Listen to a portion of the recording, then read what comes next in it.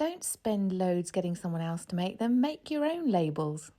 Get some matte white paper that's sticky backed, some white cotton sheet, and some double-sided Bonder web. Now it's time to fire up the computer and make your labels.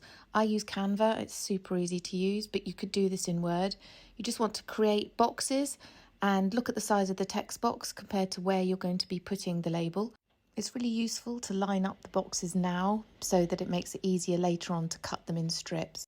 So back to the paper, you'd peel off the backing and you've got that sticky back bit that you then want to take your cotton and just simply lay it over the top and smooth it out so that it's really stuck down and there's no air bubbles in it.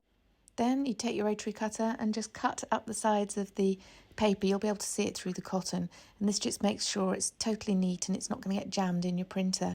So now you've got your fabric stuck to your paper, it's ready to take it to the printer. So I put mine face up. You just need to work out which way round your printer prints, and then set your print settings to 100% and press go. And bingo, there you have your very own homemade labels.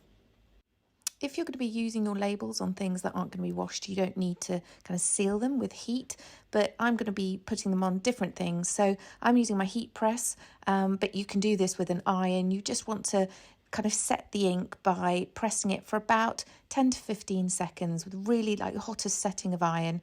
And then once that's done, you are ready to cut them out. So we peel off the back of the paper.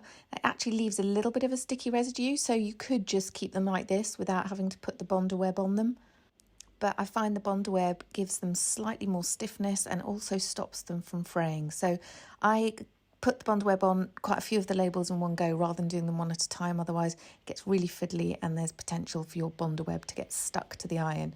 So you simply cut it out and then you want to take it over to the iron and iron that back on, and then basically you're done. You can then cut down the final labels as you want them, ready for you to iron them on and then sew around them on your next project.